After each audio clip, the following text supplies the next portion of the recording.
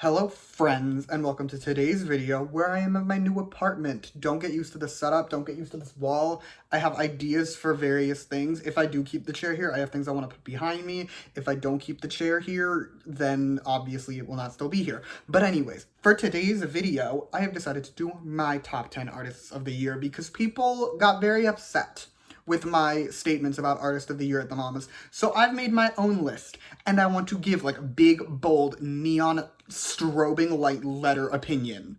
These are opinions. These are who I am picking as my top 10 artists. None of these artists can be your top 10 artists. That's great. We can have different opinions. I love that for us.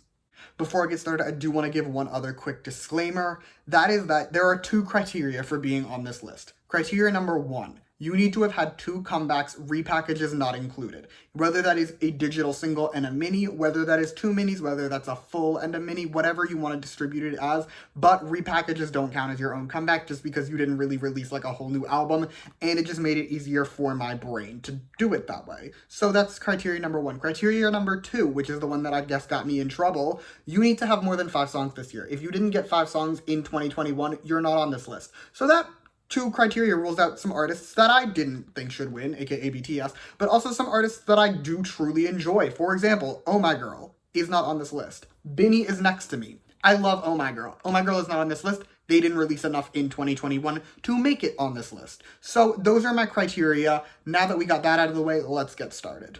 The first artist on my list is Brave Girls. I know what I just said about my criteria, but like, hear me out. Rollin' is a 2021 song. It did everything it did in 2021, even though it wasn't released in 2021. It's a 2021 song. So I'm not counting it as a 2017 song, and therefore they fit the criteria, and also had arguably the biggest song, at least by a group in 2021, and potentially just in general in 2021. Like, it did a lot. Rollin' did a lot this year. Plus, their other songs did well this year. Well, not After We Ride, but other than After We Ride. Their songs did well this year, they did well this year, and they're the first artist on this list.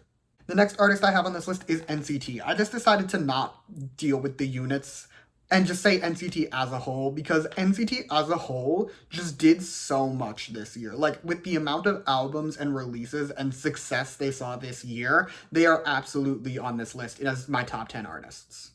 The next artist, the queen herself, Miss IU. I was like overjoyed when she won Artist of the Year at the Melon Music Awards. I said she should have won at the Mamas. I love that she won. She is absolutely one of the top 10 artists this year, in my opinion, just because, like, girl, she had such a good year. Like, all her songs this year did so well. The next artist I have is STAYC. So I want to, like, I should have clarified this earlier, but whatever. This list, it's not like solely based on success. It is also definitely my opinions, but success does play some factor. And if I personally think that you deserve to be acknowledged for all the success you had this year, you are going to be acknowledged. And that's why STAYC is here. Even though, frankly, I've heard ASAP way too many times to enjoy it anymore, and I wasn't the biggest fan of Stereotype, I cannot sit here and deny that STAYC had a phenomenal year with their albums, and I just want to hype them up, so I'm putting them on this list. The next artist, similar scenario, and that's aespa. Because say what you will about aespa's music, I say that I didn't like either of their titles this year, but I will also say both of their titles were so successful. Like, both of them topped the Melon charts. Next Level was one of the best songs of this year. It was a literal cultural moment. Tell me I'm wrong. Plus, their album sold crazy well this year. Like, as a whole, I am here to hype up aespa, and they're going on this list. We have now left the any valid argument territory, really, and just entered what is basically my blatant opinion. So if you wanted to see things that, like, I could make a valid argument why they're one of the best artists this year, you got that list. We've done that. Now we're doing just, like, I'm very biased for this section. And the first person on this sexual group is ONF. ONF deserves so much hype for what they did this year. First of all, Beautiful Beautiful is a masterpiece. Popping is a banger album. Their Full is phenomenal. Like, ONF did so much this year. They had a phenomenal year. They did so well this year. I'm just so proud of them. I'm glad they're finally getting the attention and the hype they deserve, because their music has always been incredible. Even though, in all honesty, I wasn't super thrilled with their latest mini, the first 3 albums, well, 2 and Repackage they released this year, all incredible. So I'm definitely putting them on this list. The next group is Golden Child. Golden Child, I said I was disappointed in their Full and Repackage, and I do stand by that, But at the same time, I just know no one's gonna hype them up, so I'm taking it upon myself to do it. I'm going to hype them up since no one else will. They had such a good year. They released so much more than a lot of groups would, and no one paid any attention to them other than with their first title. With Burn It, they did like relatively well by their standards at least. But after that, no one really paid attention, so I'm going to hype them up. So I'm putting them on this list. It just got very cloudy, so I hope that doesn't fuck with the lighting too much because I have no overhead lighting in this room. But either way, we're just gonna move on with the list. The next artist is Astro, because if you know me at all, you should not be surprised that Astro is here.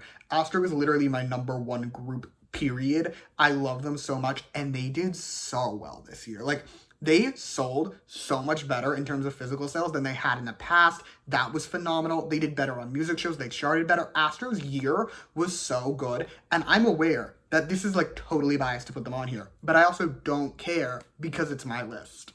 The next artist on my list is ONEUS. Listen. Both of their minis are incredible. Like, both of their minis are so freaking good. I love them so much. On top of that, their full, I hate the title, but all the B-sides are amazing. Like, their titles, with the exception of their full, phenomenal songs. Their albums are great. Every B-side is good for this year. They are absolutely in the top 10 for me. The last artist on my list is SIX. Listen, Cinema was one of the best songs released this year. I'm gonna say it. It's a fact. Cinema was a masterpiece, and their full, I would die for their full. Their full, I consistently, like on at least a weekly basis, sit down and just listen to the album. It's that good. It came out months ago, and I'm still obsessed with it. It is one of the best albums released this year. SIX deserves this list. They deserve the recognition. That is all I have for you today. Thank you so much for watching. Feel free to comment your own top 10 artists or just #1 artists down below. I would love to know who you would pick. On top of that, you can like and subscribe if you want to, or don't. I will really be okay either way. Other than that, you can follow me on Twitter at @S_album reviews. I will link that in the description. And yeah, thank you again for watching. Bye!